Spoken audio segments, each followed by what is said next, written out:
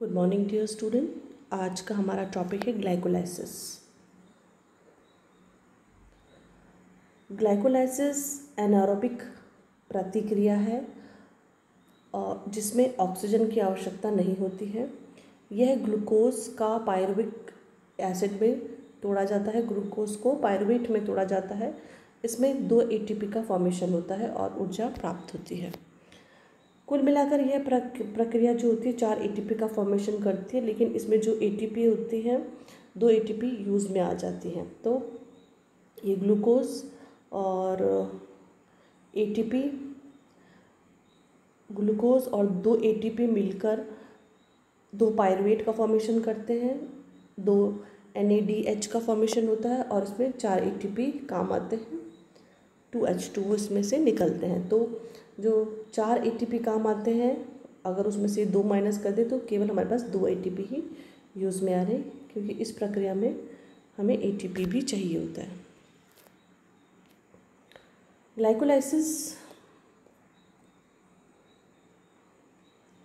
Glycolysis एक प्रक्रिया है जिसका मतलब है ग्लाइकोलाइसिस, ग्लूकोज का ब्रेकडाउन।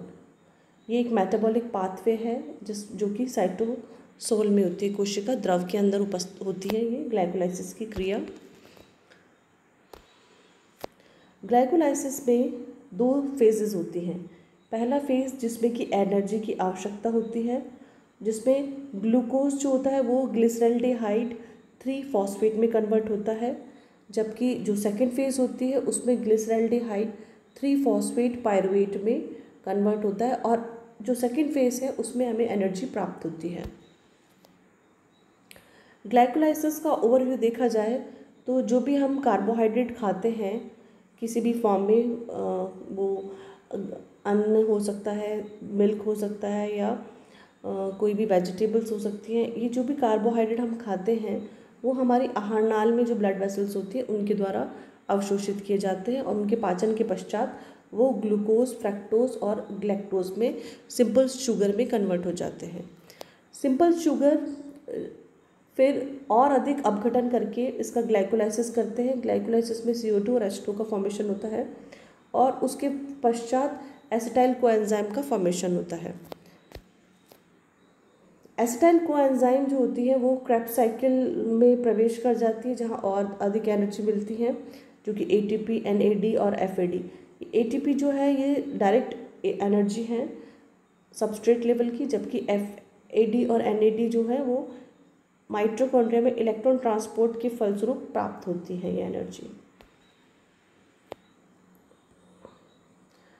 ग्लूकोज या जो भी सिंपल शुगर है, फ्रैक्टोज वगैरह, ये ब्लड के थ्रू प्रत्येक जो कोशिकाएं होती हैं उनके अंदर प्रवेश करती हैं, और कोशिका में प्रवेश करने के लिए प्रत्येक कोशिका का जो सेल मेम्ब्रेन है वहाँ पर कुछ इस प्रकार के रिसेप्टर्स होते हैं जो कि इस ग्लूकोज को अंदर की तरफ ले लेते हैं। इन रिसेप्टर को ग्लूट और SGLT कहा जाता है, और इन बैरियर के थ्रू या इन रिसेप्टर्स के थ्रू ये ग्लूकोज आसानी से अंदर चला जाता है। साइटोसोल में जाने के पश्चात इनकी वापस बाहर आ सकते हैं ये वापस से उसी रिसेप्टर के थ्रू, लेकिन यहाँ अंदर आते ही इनका फॉस्फोराइलेशन हो जाता है, और इनके ऊपर ये ATP का अणु जो होते हैं वो जुड़ जाते हैं, अपना फॉस्फेट अणु इसको दे देते हैं, जिसकी वजह से ये जो ग्लूकोज होते हैं ये बाहर नहीं जा सकते। ये इसका फॉस्फोराइलेशन दिखा रहे हैं ग्लूकोज के अणु का। अब जो रिएक्शन स्टार्ट होती है उसको हम देखते हैं कि जो ग्लूकोज होता है, ग्लूकोज का ब्रेकडाउन किस प्रकार होता है, किस प्रकार की ग्लाइकोलाइसिस क्रिया होती है। इसमें ग्लूकोज जो होता है वो ATP अणु की उपस्थिति में ग्लूकोज 6 फॉस्फेट में कन्वर्ट होते हैं। इसका मतलब ये है कि जो ग्लूकोज है उसके छठे पोजीशन पे फॉस्फेट अणु आकर जुड़ जाता है। ये जो क्रिया होती है ये हेक्सोकाइनेज एंजाइम की उपस्थिति में होती है।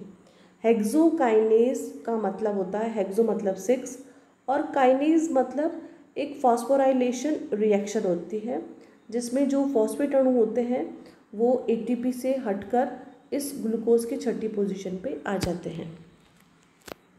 अब ग्लूकोज 6 फॉस्फेट जो है वो आइसोमराइज होके फ्रैक्टोज 6 फॉस्फेट में कन्वर्ट हो जाते हैं, और फ्रैक्टोज 6 फॉस्फेट जो होते हैं वो फ्रैक्टोज 1,6 बिस फॉस्फेट में कन्वर्ट हो जाते हैं, वो भी फॉस्फोफ्रैक्टोकाइनेज एंजाइम फर्स्ट की वजह से। यहाँ पर क्या होता है कि जो आइसोमरेज मतलब इसकी संरचना में परिवर्तन हो गया है, ये ग्लूकोज से अब फ्रैक्टोज हो गया है, और बाकी एज इट इज़ है, ग्लूकोज 6 फॉस्फेट से फ्रैक्टोज 6 फॉस्फेट एंजाइम है आइसोमरेज। अब जब फ्रैक्टोज 6 फॉस्फेट हो गया है तो अब इसको फॉस्फोफ्रैक्टोकाइनेज, यहाँ एक और एटीपी जो अणु होगा वो इनको दिया जाएगा, जिससे कि फ्रैक्टोज 1,6 बिस फॉस्फेट। अब यहाँ पर फ्रैक्टोज के पहले कार्बन और छठे कार्बन पर 2 फॉस्फेट अणु आकर उपस्थित हो गए हैं। ये जो क्रिया है ये यहाँ पर इसको कहते हैं पे ऑफ। यहाँ हमें जो भी मिली है एनर्जी देनी पड़ी है, इस अभिक्रिया में एनर्जी का उपयोग हुआ है। ये 2 जगह एनर्जी या एटीपी उपयोग हुई है, एक तो स्टार्टिंग में ही एटीपी से एडीपी बना है, और दूसरा जब इसका फॉस्फोफ्रैक्टोकाइनेज फर्स्ट एंजाइम की उपस्थिति में फ्रैक्टोज 1,6 बिस फॉस्फेट में कन्वर्ट हुआ है, तब एटीपी की आवश्यकता हुई है, जो फॉस्फेट अणु को इसमें जोड़ने का काम करती है। अगर हम इसको एक ग्लूकोज का डायग्राम देखें तो हम इस तरह से बना रहे हैं, और रिंग फॉर्म में देखा जाए तो ये इस प्रकार है, 1 2 3 4 6 कार्बन आइटम है इसमें, और एक लीनियर वे में देखें तो इसको इस प्रकार से प्रदर्शित किया जाता है। ग्लूकोज 6 फॉस्फेट, ये जैसे यहाँ पर एक फॉस्फेट अणु जुड़ा है, इसमें भी एक अणु फॉस्फेट का जुड़ा है, और ये इसमें 2 अणु फॉस्फेट के जुड़े हैं। ये जो फेज़ बताई मैंने अभी एनर्जी इन्वेस्टमेंट फेज़ है, यहाँ पर हमने एनर्जी को दिया है। अब उसके बाद जो फ्रैक्टोज 1,6 बिस फॉस्फेट है, जिसमें कि 2 फॉस्फेट अणु हैं, इस कंडीशन में आके एल्डोलेज एंजाइम की उपस्थिति में ये ग्लिसरल्डिहाइड 3 फॉस्फेट और डाइहाइड्रोक्सी एसीटोन फॉस्फेट में कन्वर्ट हो जाती हैं, जिसकी वजह से ये 3 कार्बन युक्त और 1 फॉस्फेट के साथ, ये भी 3 कार्बन युक्त 1 फॉस्फेट के साथ अलग हो जाती है या 2 भागों में टूट जाता है। ये जो दोनों प्रोडक्ट हैं इनको याद रखने के लिए गैप और डैप याद कर सकते हैं। ये दोनों एक दूसरे में इंटरचेंज हो सकते हैं, ये इसमें कन्वर्ट हो सकता है, ये इसमें कन्वर्ट होता है, इसको एक दूसरे का आइसोमर कहते हैं। ये दोनों ट्रायोस फॉस्फेट आइसोमरेज एंजाइम की उपस्थिति में एक दूसरे में कन्वर्ट हो सकते हैं। ये इसमें प्रदर्शित हो रहा है, ये 3 कार्बन और 1 फॉस्फेट युक्त है, ये भी 3 कार्बन युक्त 1 फॉस्फेट है। अब हम जो आगे की रिएक्शन करेंगे वो इसमें करेंगे, ये इसको इसमें कन्वर्ट होने के बाद इसके 2 अणु प्राप्त होते हैं।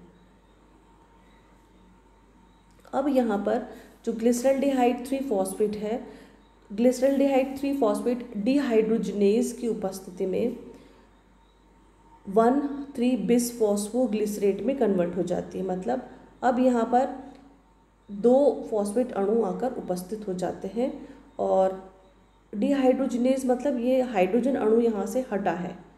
ग्लिसरल्डिहाइड 3 फॉस्फेट से हाइड्रोजन आयन ने अपनी पोजीशन को चेंज किया है। तो डिहाइड्रोजनेज में क्या होता है, ऑक्सीडेशन और रिडक्शन दोनों क्रियाएं होती है, जिसमें जो हाइड्रोजन आयन होता है एक अणु से हटकर दूसरे अणु में स्थानांतरित हो जाता है। ये 1,3 बिस फॉस्फोग्लिसरेट की में क्या होता है, एक एटीपी का जो अणु होता है वो इसमें प्राप्त होता है हमें।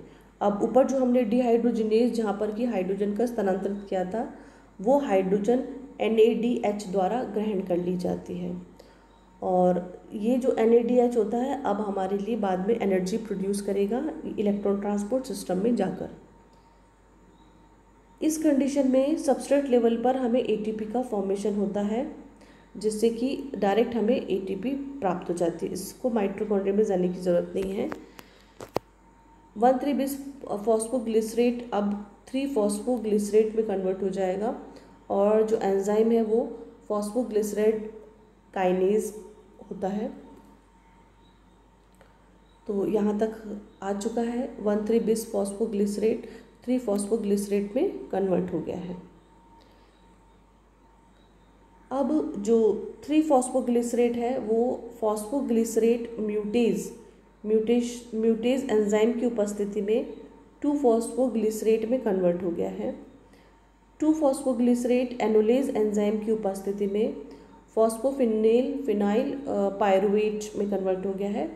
फॉस्फोफिनॉइल पायरुवेट 2 फॉस्फोग्लिसरेट एनोलेज की उपस्थिति में फिनॉल पायरुवेट में कन्वर्ट हो गया है। अब यहाँ पर भी हमें एटीपी का फॉर्मेशन होगा, 2 ADP में कन्वर्ट होंगे। ये हो गया है पायरुवेट काइनेज की एंजाइम की उपस्थिति में, और ये पायरुवेट में कन्वर्ट हो गया है। अब यहाँ पर हमें 2 जगह ATP का फॉर्मेशन हुआ है, एक यहाँ पर और एक उससे पहले ऊपर, और 2 ही NADH का फॉर्मेशन हुआ है। तो इनका नंबर तो हो गया है 4। ये ऊपर जो रिएक्शंस थी उसमें हमने 2 ATP का यूज़ मिल गया था। इस यहाँ तक की अभिक्रिया में ATP की आवश्यकता हुई थी, और इन अभिक्रियाओं में ADP से ATP का फॉर्मेशन हुआ था सबस्ट्रेट लेवल पे, जिससे हमें 4 ATP प्राप्त हुए थे। तो अब हम अंदाज़ा लगा सकते हैं कि जब हम इन 4 में से अगर हम 2 पहले ही उपयोग में ले चुके हैं तो अब हमारे पास केवल 2 ATP ही प्राप्त होंगे। ये ओवरऑल जो पूरा ग्लाइकोलाइसिस है उसके स्टेप्स हैं। पहले ग्लूकोज जो होता है हेक्सोकाइनेज की उपस्थिति में ग्लूकोज 6 फॉस्फेट में कन्वर्ट होता है। फिर फॉस्फोग्लिसरो आइसोमरेज एंजाइम की उपस्थिति में फॉस्फोग्लूकोज आइसोमरेज में एंजाइम की उपस्थिति में फ्रैक्टोज 6 फॉस्फेट में कन्वर्ट होता है, और फॉस्फोफ्रैक्टोकाइनेज की उपस्थिति में फ्रैक्टोज 1,6 बिसफॉस्फेट में, जो कि एल्डोलेज एंजाइम की उपस्थिति में 2 भागों में टूट जाता है, जिसको कि 3 ग्लिसरॉल्डिहाइड 3 फॉस्फेट एंड डाइहाइड्रोएसीटोन फॉस्फेट में कन्वर्ट हो जाता है। ये G3P डिहाइड्रोजिनेज की उपस्थिति में 1,3 बिसफॉस्फोग्लिसरेट में कन्वर्ट होता है, जो कि फॉस्फोग्लिसरेट काइनेज की उपस्थिति में 3 फॉस्फोग्लिसरेट में कन्वर्ट हो गया है। अब यहाँ पर फॉस्फोग्लिसरो म्यूटेज एंजाइम की उपस्थिति में ये 2nd पोजीशन पे आ गया है फॉस्फेट। जैसे ये पहले यहाँ 3rd पोजीशन पे था, अब ये 2nd पोजीशन पे इसको प्रदर्शित हो रहा है। ये यहाँ से पहले 1 अणु थे, अब ये 2 अणु क्योंकि टूटने से 3 कार्बन युक्त अणु मिल गए हैं। अब 3 कार्बन अणु, जैसे कि यहाँ पे 2 फॉस्फेट उपस्थित है, ये फॉस्फेट हमें आगे यहाँ से मिलेगी, इस पे से एक फॉस्फेट निकल जाएगा और हमें एनर्जी प्राप्त होगी। ATP में कन्वर्ट हो जाता है। अब इस कंडीशन में ये जो फॉस्फेट है ये 2nd पोजीशन पे आ जाता है। तो 2 फॉस्फोग्लिसरेट एनोलेज की उपस्थिति में फॉस्फोइनॉल पायरुवेट में कन्वर्ट हो जाता है। ये वापस यहाँ इस पोजीशन पे आ गया, और यहाँ से वापस ATP जो फॉस्फेट होता है यहाँ से हट जाता है, ADP इसको ले लेता है। यहाँ पर पायरुवेट काइनेज की उपस्थिति में पायरुवेट का फॉर्मेशन होता है। तो ये ओवरऑल इसका ग्लाइकोलाइसिस की स्टेप्स है। 10 स्टेप्स होते हैं इसके। ग्लूकोज जो कि साइटोप्लाज्म में ग्लाइकोलाइसिस की क्रिया होती है कोशिका के, कन्वर्ट होता है पायरुवेट में। अब पायरुवेट के काफ़ी अलग अलग चक्र हैं, जैसे कि पायरुवेट एसिटाइल कोलिन में परिवर्तित होकर सिट्रिक एसिड साइकिल में प्रवेश करता है। ये माइटोकॉन्ड्रिया में होती है सिट्रिक एसिड साइकिल, और इथेनॉल और लैक्टिक साइकिल में भी प्रवेश कर जाता है, जहाँ पर कि ऑक्सीजन नहीं होती है। सेल्यूलर रेस्पिरेशन में ऑक्सीजन की आवश्यकता होती है।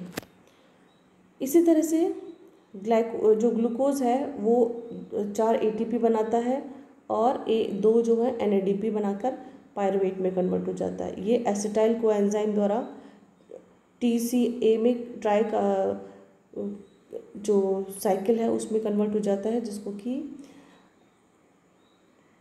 सिट्रिक एसिड साइकिल कहते हैं, और यहाँ से ATP का फॉर्मेशन होता है। दूसरी ओर ये लैक्टिक एसिड जो अभी हमने यहाँ देखा, सेम वही चीज़ें हैं, इसको ड्रॉ डायग्राम के थ्रू बताया गया है। और यहाँ पे जो ग्लूटामेट होता है वो ग्लूटामाइन में कन्वर्ट हो गया है। यू।